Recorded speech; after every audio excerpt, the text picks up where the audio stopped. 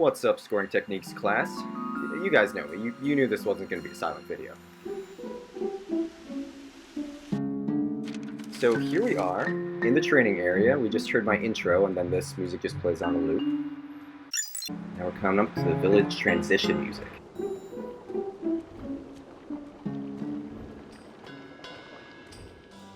That was it. That was it right there. Hello.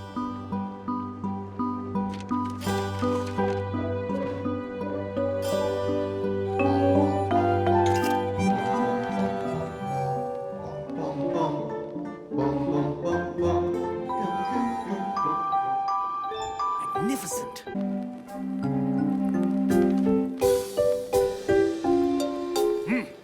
So what you might have picked up on here is that I created new music regions that would transition the music between the village, this thing that you're hearing, with variations on the village theme for the wizard and the blacksmith.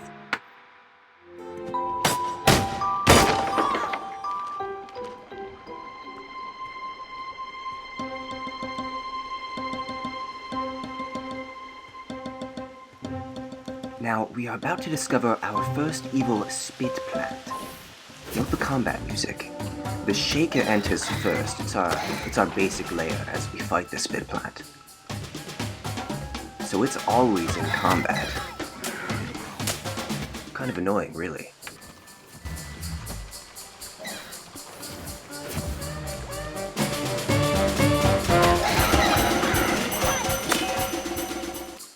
So the shaker and some of the percussion you heard for the spit plant music is the basic combat layer that I use for all the different enemies.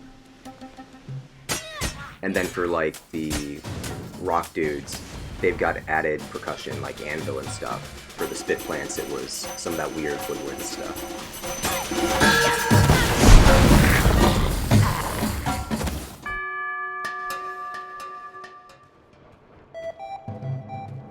You can hear those like synth tones in the background there, inspired a little bit by Kirby 64, one of my favorites.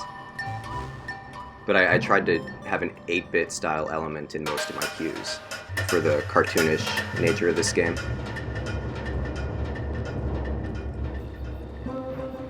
So here we're coming up on the Woodlands Night section, very similar to Woodlands Day.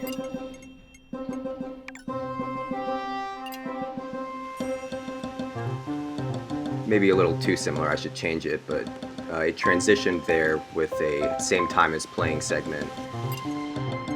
The two Woodlands Night transition segment is my favorite that I made for this.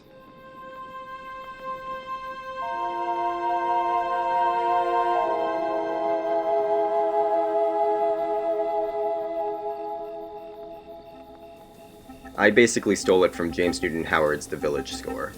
I put a ton of thought into the transition segments. I really wanted them to be different depending on how you're entering an area, so that's why when you go from the village to Woodlands Day or Night, you get those transition segments that I wrote for those cues.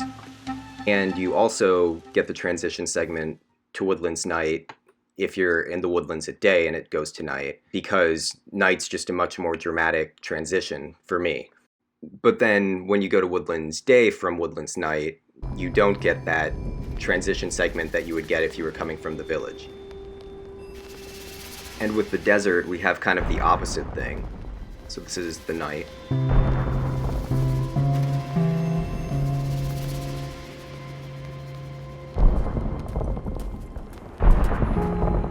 And here we're coming up on the day transition.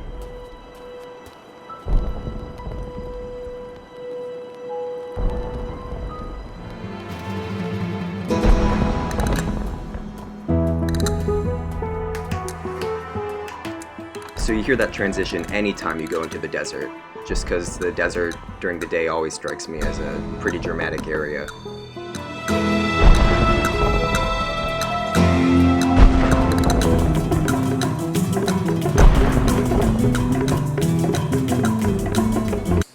So someone said in their presentation last week that they didn't find the crawlers very scary, but they really kind of freaked me out. So I gave them the most weird musical variation on top of that base combat layer. I had so much fun with the pine forest.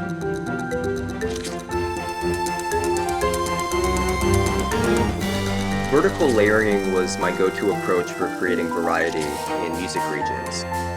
For instance, in the pine forest, you heard that horn rip right there. There's a horn and timpani layer, but sometimes a guitar layer will play.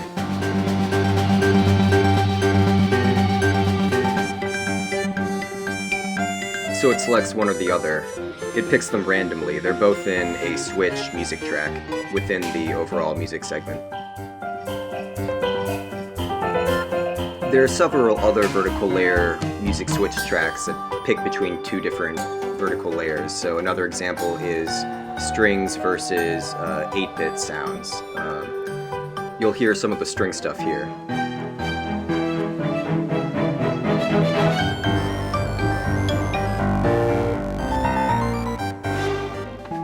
And then this is a more 8-bit.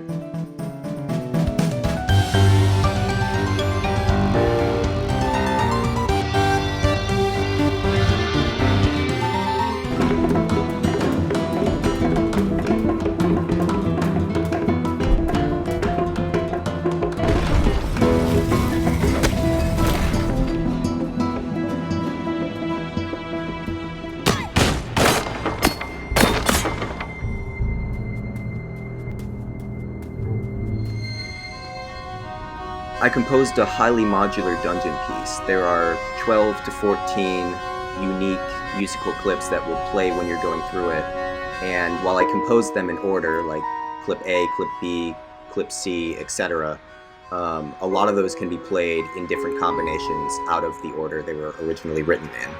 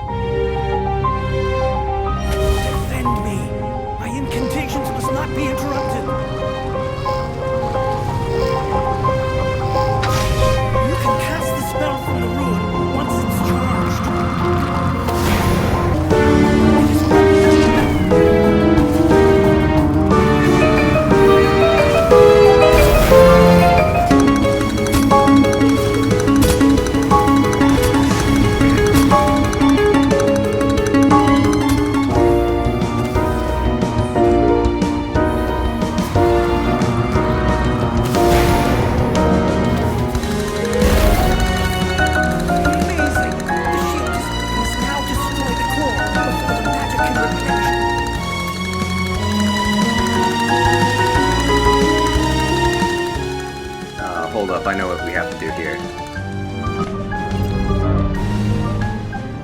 Epic slow-mo. Let's just try that again.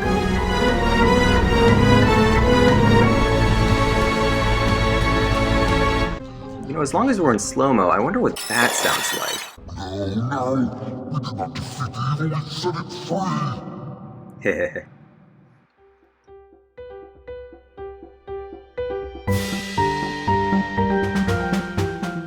For the end credits, I decided to use my pine forest music. I thought that my woodlands music was a little too anticlimactic for the role, so yeah, that's it.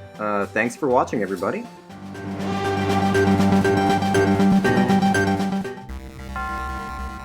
This has been Adventures in Implementation!